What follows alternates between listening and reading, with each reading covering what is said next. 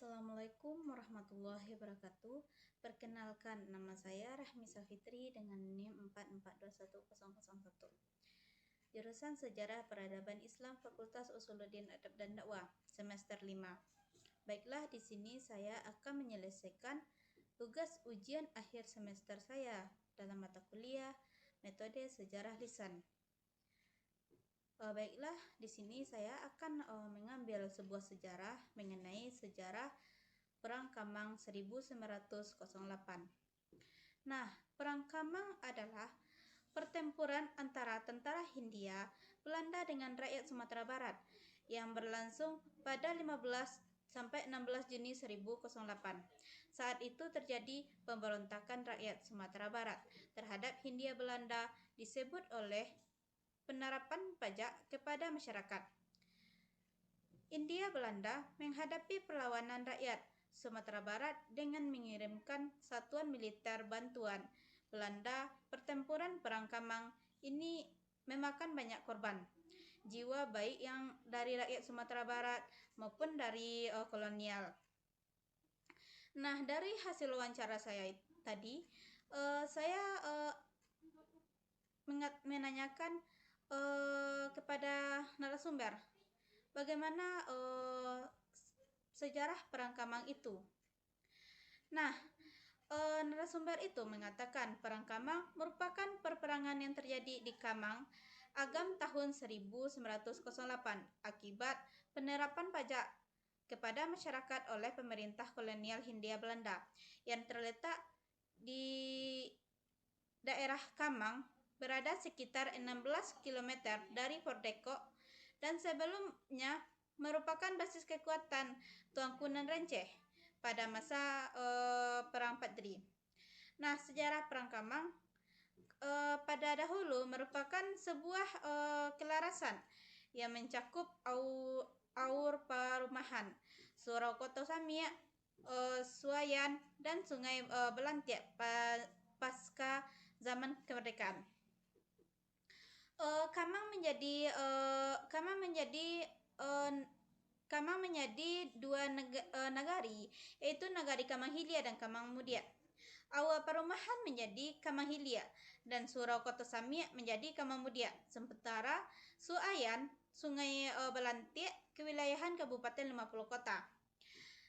Karena secara geografis letak memang dipisahkan oleh Bukit Barisan dari wilayah Aula Perumahan dan Surau Koto Samia dan sekarang masuk wilayah Kabupaten Agam. Perang Kamang adalah pertempuran antara tentara Hindia Belanda dengan rakyat Sumatera Barat dan berlangsung pada 15 sampai 16 Juni 1908. Pada saat itu, terjadinya pemberontakan Sumatera Barat terhadap Hindia Belanda disebabkan oleh penerapan pajak kepada masyarakat Hindia Belanda menghadapi perlawanan rakyat Sumatera Barat dengan mengirimkan satuan militer berbentuk Belanda. Perang Kamang terjadi juga karena adanya dorongan kondisi keuangan Belanda yang mulai menurun. Salah satunya sumber pendapatan Belanda saat itu adalah bisnis kopi yang ada di Sumatera Barat. Namun, bisnis kopi di sana sedang mengalami penurunan. Alhasil, pemerintah Belanda menaikkan pajak sebanyak-banyaknya sekitar 2% kepada masyarakat Sumatera Barat. Pada akhir abad ke-19, pasar Eropa mengalami kemunduran sehingga hasil bumi di Indonesia yang dibawa Belanda tidak terjual habis. Akibatnya, sumber pendapatan Belanda menjadi berkurang. Untuk mencukupi kekurangan itu, pemerintah kolonial berencana menerapkan 3 kebijakan baru di Indonesia, yang mana terdapatnya menaikkan harga kopi di pasaran, meluaskannya lahan untuk tanaman kopi, penghapusan budidaya paksa, dan menggantikan dengan pemungutan pajak. Nah, kebijakan ini diumumkan oleh Belanda pada tanggal 21 Februari 1908 yang kemudian diberantas yang kemudian dibekukan sejak 1 Maret 1908.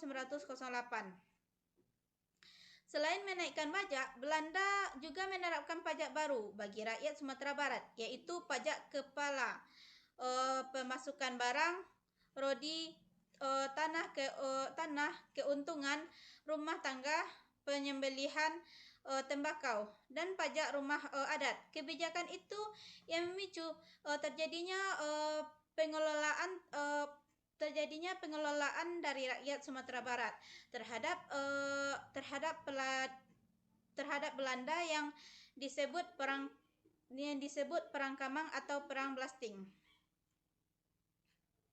Akhirnya pada awal Februari 1908, Gubernur Belanda mengumumkan bahwa peraturan pajak mulai berlaku tanggal 1 Maret 1908 untuk seluruh wilayah Indonesia, termasuk Sumatera Barat. Setelah informasi ini sampai di telinga masyarakat Minangkabau, banyak dari mereka menolak dengan tegas. Penolakan itu membuat Westerneng atau seorang pemimpin Belanda yang mengumpulkan semua kepajakan tangan Belanda di kantor Bukit Tinggi yang mengadakan rapat. Dalam rapat tersebut, Westerneng menekankan para laras agar blasting yang dilaksanakan dari sekian banyak laras, yang hadir hanya laras Kamang yang bernama Garang Datua Palindih. Datuk Palindih menolak dengan tegas, berpendapat bahwa blasting dapat membebani masyarakat sehingga tidak bisa dilaksanakan. Jika memang blasting terpaksa dilaksanakan, para laras harus membicarakannya dengan pemimpin adat, kaum ibu agama, dan kaum intelek terlebih dahulu. Nah, selanjutnya saya mewawancarai narasumber mengenai siapa saja tokoh perang Kamang. Nah, beliau mengatakan yang pertama itu Syekh Haji Abdul Manan. Beliau ini merupakan seorang pemimpin saat perang. Nah, yang kedua Tuanku Nan Renceh, itu beliau dari Kamang. Yang ketiga Tuanku Kubu Sanang dari Pasia Ampe Angke. Yang keempat Tuanku Ladang Laweh dari Banu Hampu. Yang ketiga yang selanjutnya Tuanku Padang Luah dari Banu Hampu. Yang ketiga yang selanjutnya Tuanku Galuang dari Sungai Pua. Selanjutnya Tuanku Koto Ambalau dari Canduang. Selanjutnya Tuanku Lubuk Tunku Abu Awa dari Batu Balai Gadang. Selanjutnya Tuanku Biato dari Ampe Angke. Selanjutnya Datuk Raja Pangulu. Selanjutnya Siti Aisyah, istri Datuk Raja Pangulu. Nah, dan terakhir yaitu Ahmad Wahid bergelar Karimudom. Nah, selanjutnya saya menanyakan kepada narasumber, di Kamang ini terdapat Tugu Perang Kamang. Di Tugu itu terdapat 4 pahlawan. Narasumber mengatakan pahlawan yang ada di Tugu itu yang pertama itu seorang datuk yang menunjukkan ke arah Johor dengan ekspresi menyeringai, yaitu Datuk Raja Pangulu, sang panglima Perang Kamang. Kampungnya di Gurun Jorong Johor. Nah, yang kedua, seorang perempuan yang sedang berteriak sambil mengayunkan kelewang, yaitu Siti Aisyah, istri dari Datuk Raja Pangulu, yang masih muda, yang merupakan seorang yang cantik, orang cerdas, keras hati. Karena kekerasan hatinya, dia ikut pergi berperang sambil menyamar sebagai laki-laki. Walaupun sudah dilarang, namun beliau masih tetap bersikeras ikut berperang. Akhirnya beliau mati dibunuh oleh tentara Belanda ketika sedang beristirahat minum. Terus yang ketiga, patung seorang ulama yaitu Haji Abdul Manan, seorang ulama dari bangsa yang sekarang Nagari Kamangmudia pada masa 1908. Beliau ini juga mengajarkan pada salah satu surau di Bungo Tanjuang.